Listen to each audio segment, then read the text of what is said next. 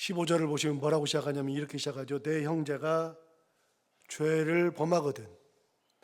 그런데 성경을 보시면 내 형제가 죄를 범하거든 할 때 죄를 이라고 하는 단어 앞에 제 성경으로는 4번이라고 써 있습니다. 번호가 써 있을 텐데 그 번호를 따라서 밑에 각주를 따라가서 보시면 각주에 이렇게 말합니다. 어떤 사본에 의하면 내게 죄를 이렇게 되어 있습니다. 그러면 그 어떤 사본에 따라서 이 성경을 다시 읽어보면 15절을 보시면 내 형제가 내게 죄를 범하거든 이렇게 말할 수 있겠죠. 형제가 죄를 범할 때 혹은 나에게 죄를 범할 때 어떻게 해야 되느냐, 형제가 죄를 범했을 때에 어떻게 해야 되는지를 이야기하는 겁니다. 죄는 용서해 주는 것이 기본입니다. 사람들이 죄를 짓지 않은 사람이 없고 죄를 짓지 않을 사람도 없습니다. 죽을 때까지 죄를 안 지을 수 있는 사람이 세상에 어디 있습니까? 사람은 죄를 다 짓죠. 그러면 죄를 짓는 것이 나도 짓고 너도 짓고, 그러니까 인간은 죄를 지어요. 그런데 왜 죄를 짓느냐? 죄를 짓는 이유는 단순한 겁니다. 죄를 짓는 이유는 딱 하나, 인간이 불완전하기 때문에 그렇습니다. 인간이 완전하면 죄를 짓지 않죠. 인간이 완전하면 그러면 삶도 완전하고 행동도 완전하죠. 그런데 인간은 완전하지 않습니다. 완전은 하나님 거라 그랬잖아요. 하나님 외에는 완전이라는 것이 없습니다. 인간 세상은 완전이라는 것이 없다 그랬잖아요. 교회 완전하지 않아요. 교회 불완전한 거예요. 그래서 이 세상에 있는 어떤 교회도 완전한 교회를 찾을 수가 없습니다. 완전히 좋은 교회를 찾으려고 아무리 눈을 씻고 봐도 이 땅에서는 못 찾는다는 겁니다. 여러분, 여기서 상처를 받아서 다른 교회를 가면 그 교회는 정말 좋은가 깊이 들어가 보라고요. 다 문제가 있다니까요. 제가 계속 말씀드리지만 무슨 말씀을 하실 때 이렇게 말씀하시면 그거는 잘못 말씀하시는 거예요. 이렇게 말씀하시면 안 돼요. 우리 교회는 그냥 이렇게 지지고 볶고 싸우고, 우리 교회는 막 그러고, 그게 우리 교회라니까요. 다 그렇다니까요. 안 그러는 교회가 세상에 어디가 있어요? 그러면 우리 교회는 옛날에 그랬는데 지금은 조금 나아졌다, 요걸 말해야죠. 조금 나아졌지 완전하게 좋아진 건 아니에요. 인간 세상은 완전히 없어요. 교회 완전하지 않아요? 인간 완전하지 않아요? 가정 완전하지 않아요. 목사 완전하지 않아요. 그래서 신천지가 말하는 것을 제가 가끔 인용하는데, 신천지 교육받으러 가면 가르치는 게 그거예요. 교회는 타락했다, 목사 썩었다 이렇게 말하면 모르는 사람들은 가가지고서 진짜 우리 교회 타락했어, 우리 목사님 진짜 썩었어, 그거 당연한 거예요. 그렇게 말하면 뭐라 그래야 돼요? 맞습니다 그래야죠. 우리 교회 타락했습니다, 우리 목사님 진짜 타락했습니다, 그렇게 말하는 게 맞아요. 세상의 모든 곳이 다 타락했어요. 그러면 그렇게 말하면서 뭐라 그래요? 자기네는 완전하대. 말도 안 되는 얘기예요. 여러분, 세상에는 완전히 없어요. 누구든 죄를 지어요. 그러니까 누구든 죄를 지으니까 죄를 지을 때 이걸 뒤집어 놔야 돼요. 뒤집어 놓으면 나도 누군가에게 죄를 지을 때, 혹은 누군가가 내게 죄를 지을 때 어떻게 해야 되느냐, 죄를 짓는 사람들에 대해서 그들을 대하는 태도를 예수님께서 가르쳐 주신 거예요. 이게 당대 예수님 계실 때에도 죄 지은 사람들이 있고 죄 지은 사람들을 대할 때 태도들이 있었거든요. 그러니까 돌아가시기 전에 이거를 정리해 주시고 가신 거예요. 굉장히 중요한 거예요. 자, 다시 볼까요? 15절.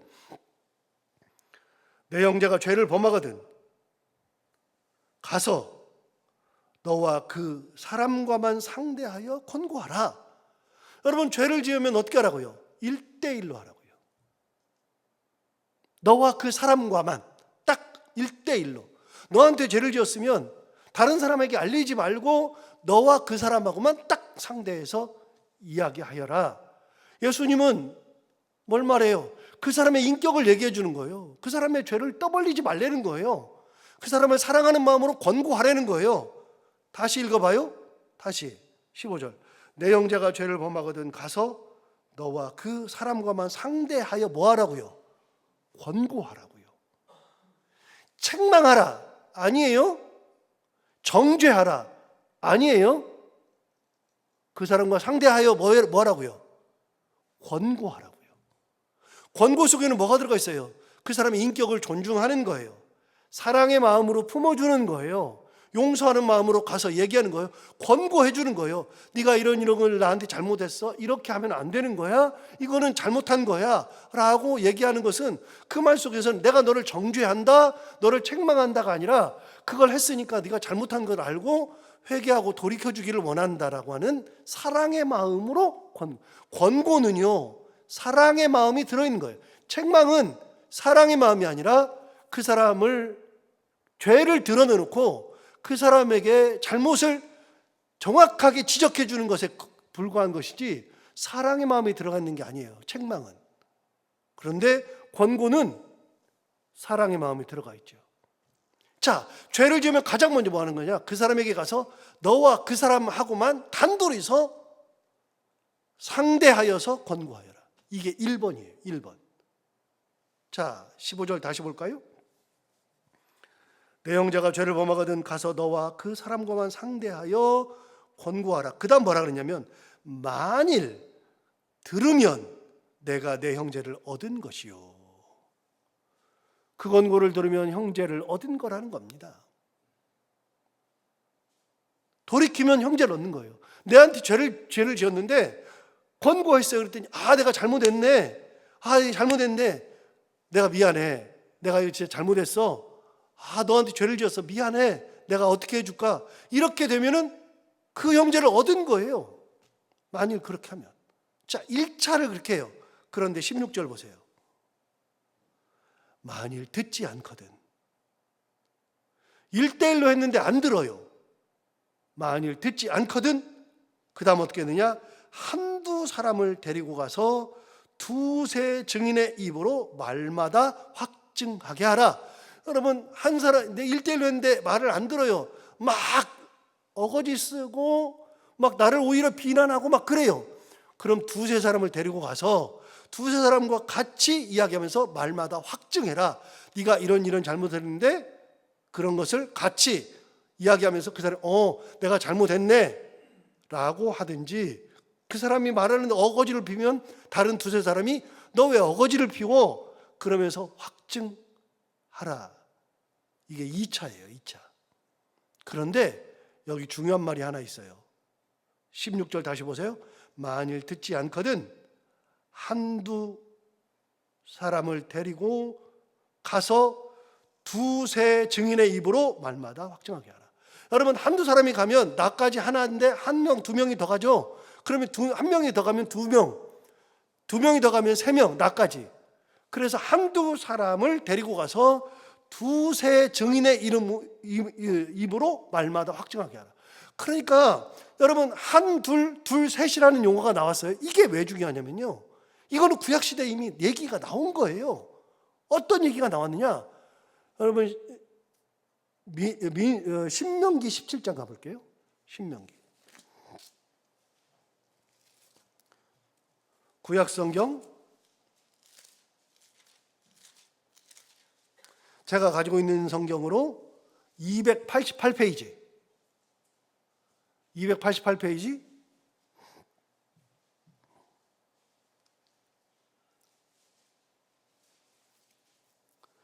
신명기 17장.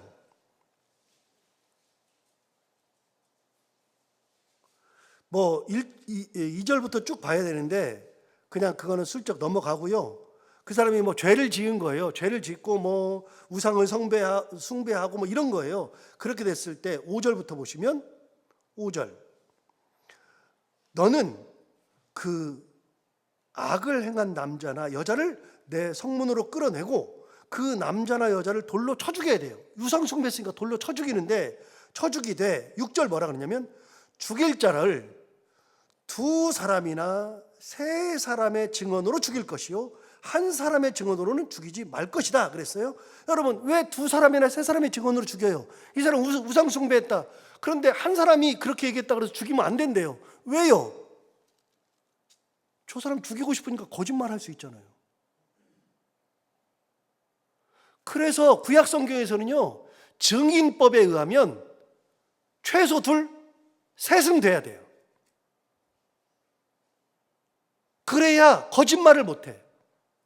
이 사람한테 해코지 하고 싶으니까 이 사람 우상숭배하네, 이 사람 여자를 그렇게 하네, 그래가지고 고발해요. 고발이나 고소를 하는데, 고소를 하거나 고발을 할 때 거짓말로 고발하면 얘가 고발했다 그래가지고 죽여버리면 안 돼요. 여러분, 그래서 말은 상대방 말도 들어봐야 된다 그랬잖아요.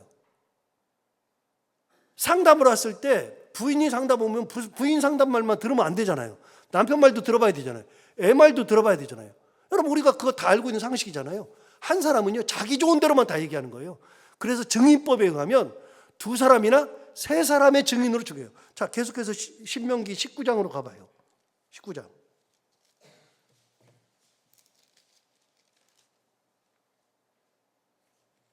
19장 가보시면 292페이지 15절 보세요.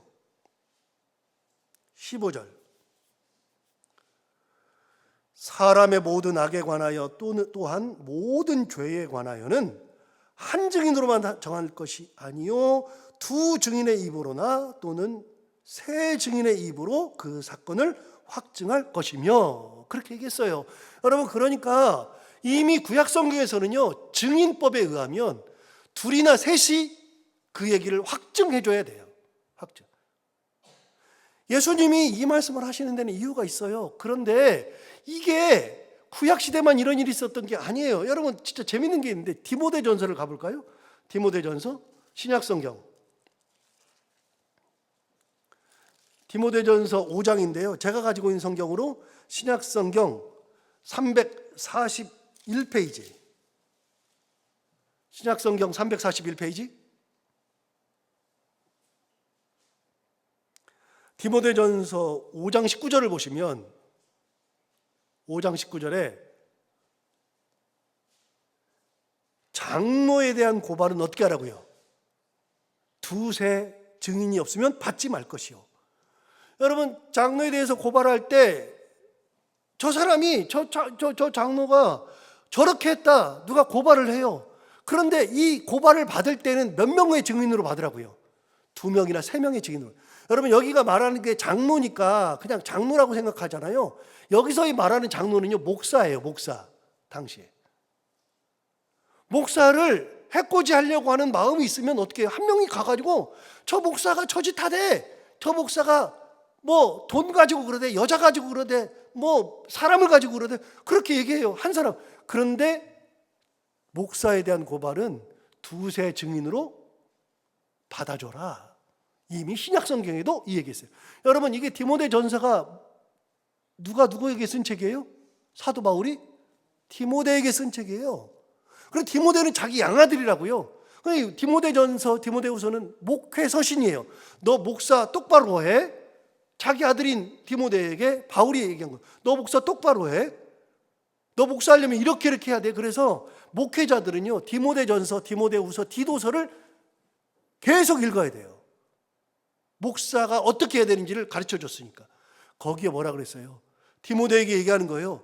네 밑에 있는 교역자들, 사역자들, 아니면 그 밑에 있는 전도사들이나 누구나, 그리고 교회 직분자들, 장로님이나 권사님이나 안수치사님이나 모든 직분자들이나 누구든지 간에 누가 고발을 하거든 너는 경솔하게 한 사람 고발한다고 듣지 말고 두세 사람이 이야기할 때 그 고발을 일단 받아야 된다.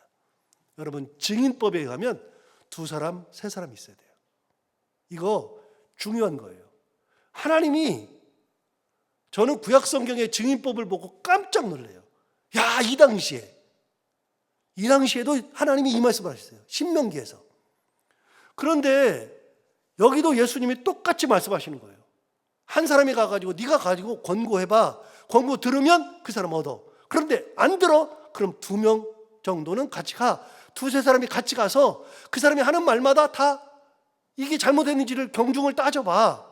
너만 가지 말고 같이 얘기를 듣고 같이 얘기를 해봐. 네가 잘못했을 수도 있고 그 사람이 잘못했을 수도 있는데 같이 얘기를 해봐. 그래서 누가 죄를 지으면 알리는 게 아니에요. 누가 잘못하면 알리는 게 아니에요. 여러분, 제가 여기서 목회하는 지금 10년째인데 누가 무슨 잘못했다, 뭐 했다 여러분한테 한마디라도 하던가요? 절대 안 합니다. 성경에서 원하는 게 아니니까요. 예수님이 원하시는 게 아니니까요. 누가 잘한다, 잘못한다 그런 소리를 절대로 안 합니다.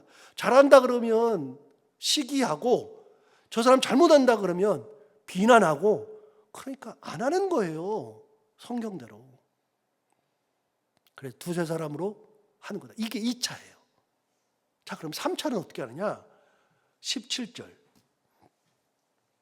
3차 17절. 만일 그들의 말도 듣지 않거든. 그러니까 여러분 2-3 사람이 같이 가가지고서 증인으로 했는데 그들의 말도 듣지 않거든. 그 다음에 뭐라 그래요? 교회에 말하여라. 이제는 교회가 다 알아야 된다. 점점 많은 사람이 다 알게 해야 된다. 이 사람 잘못한 거를 이제는 교회가 나서서 깨우쳐줘야 된다. 교회가. 이게 3차예요. 그런데 3차까지 말을 안 들어. 그럼 어떻게 해야 되느냐? 17절 다시 봐요. 만일 그들의 말도 듣지 않거든 교회에 말하고, 교회의 말도 듣지 않거든 그 다음에 어떻게 하느냐? 이방인과 세리와 같이 여기라. 3번이에요. 기회가 3번이에요. 1:1 권고, 1:2-3의 권고, 1대 교회의 권고. 이렇게 해서 그 사람이 회개하기를 바라는 마음으로 끝까지 해보고 3차에서 안 들으면 그 다음에 어떻게 하라고요? 이방인처럼 여겨라, 세리처럼 여겨라. 그러면 이 사람 뭐예요? 더 이상은 너희 공동체 일원이 아니다, 신앙인이 아니다.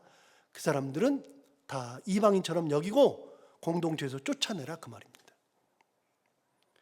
예수님이 무조건 다 사랑하라고 안 해요. 저는 성경을 보면서 옛날에는 오해했어요. 예수님은 사랑을 했으니까 막 무조건 다 사랑하고. 여러분, 사랑을 계속해요. 했는데도 안 되면 어떻게 해요? 쫓아내야 돼요. 그거는 예수님이 전도할 때도 마찬가지로 말씀하셨어요. 전도할 때 어떻게 하라 그랬어요? 그 사람 집에 가서 평안을 빌고 전도를 하고 막 하는데 그거를 안 받아들이고, 전도 안 받아들이고 그렇게 하면 어떻게 하라고 그래요? 그 집에서 나올 때 어떻게 하라고요? 신발에서 먼지를 떨어버리라. 예수님은요 굉장히 분명하세요. 안 될 때는요 과감하게 이 사람은 아니야 그러면 그거는 포기하는 거예요. 어쩔 수 없는 거예요. 그냥 주님께서 사랑하는 마음으로 권고하고 2-3 사람이 같이 가서 또 해보고 교회에서 또 해보고 하는 데까지 다 해봤는데 안 되면 이방인처럼 세리처럼 쫓아내버려라. 더 이상은 너희 사람들이 아니다, 나의 사람도 아니다, 그러니까 쫓아내버려라. 그렇게 얘기한 거죠. 여러분, 쫓아내라 이거는 시간이 좀 가니까 제가 말씀을 이렇게 찾지는 못하는데 요한복음에 보면 출교라는 용어가 3번 나옵니다. 출교가 뭐냐? 교회에서 쫓아내버리는 게 출교예요. 그런데 그 출교라는 게 교회에서 쫓아내는 게 아니라 이 출교라는 거를 영어로 보면 excommunication이거든요. 함께 대화하는 데서 우리가 함께 공동체를 이루고 함께 대화하고 함께 나누고 커뮤니케이션을 이렇게 대화하는 이런 단계에서 X시켜라. 그러니까 쫓아내버려라. 이게 출교거든요. excommunication 시키는 거예요. 그런데 이 출교라고 하는 단어가 요한복음에 3번 나옵니다. 근데 이게 언제 나오느냐? 자기 아들이 맹인이에요. 맹인인데 예수님께서 고쳐주셨단 말이에요. 아버지가 알아요. 누가 고쳐줬는지 알아요. 그리고 이걸 예수님의 은혜라는 걸 다 알아요. 그런데 서기관과 바리새인들이 와가지고 네 아들 누가 고쳤어? 그렇게 물어보니까 이 부모가 가만히 생각해 보니까 예수님이 고쳐주셨네요. 그러면은 자기가 출교될까 봐 두려워요? 자기 모른다 그래요. 그런 게 나와요. 요한복음에. 그렇게 해서 3번 출교라는 단어가 나옵니다.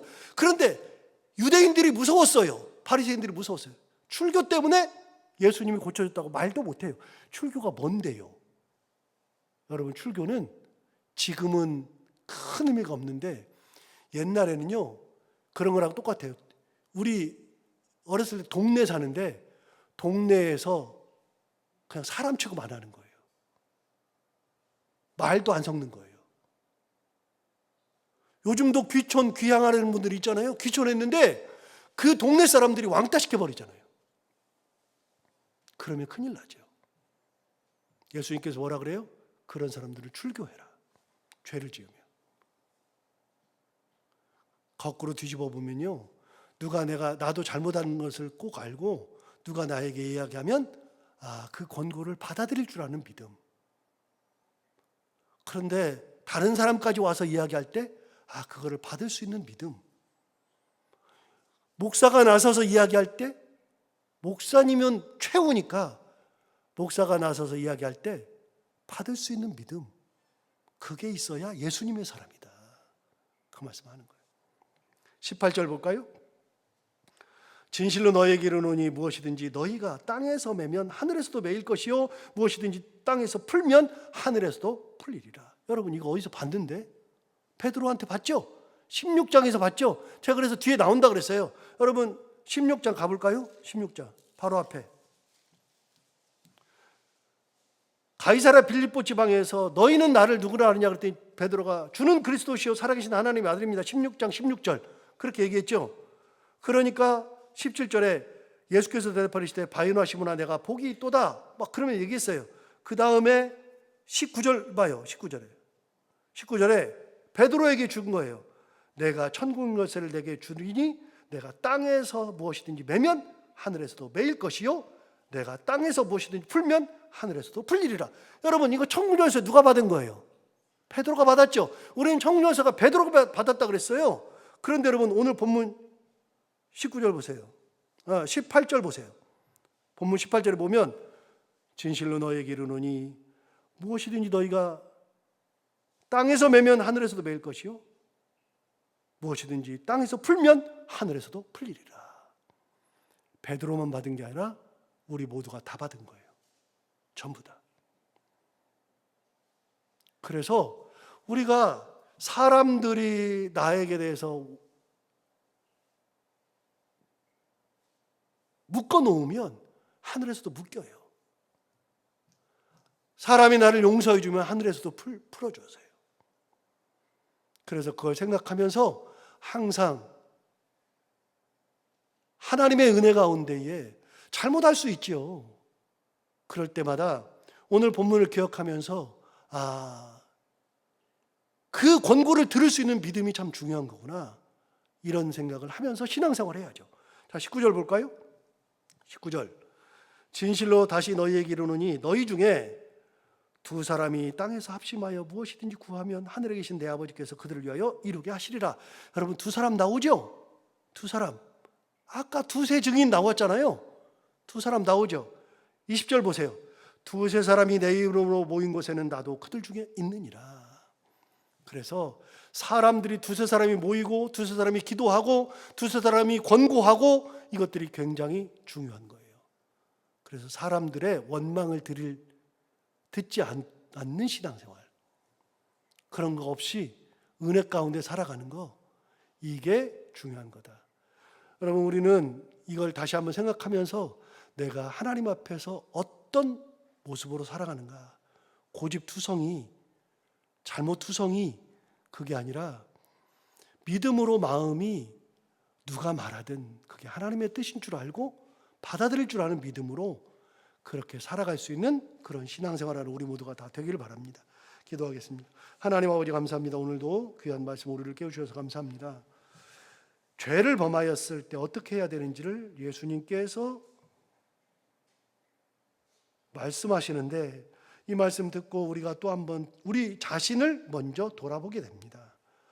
우리도 하나님 앞에 죄를 짓고 우리도 사람들 앞에 죄를 지을 수 있는데 그럴 때마다 이 말씀을 다시 한번 기억하면서 하나님 말씀 안에서 권고할 때 들을 수 있는 믿음, 함께 할 때 그 사람들의 말을 마음에 둘 수 있는 믿음, 그리고 한 공동체로서 하나의 신앙을 가지고 함께 기도하며 함께 모이며 함께 하나님을 찬양할 수 있는 믿음, 그런 믿음으로 살아갈 수 있는 저희들 모두가 다 되게 하여 주옵소서.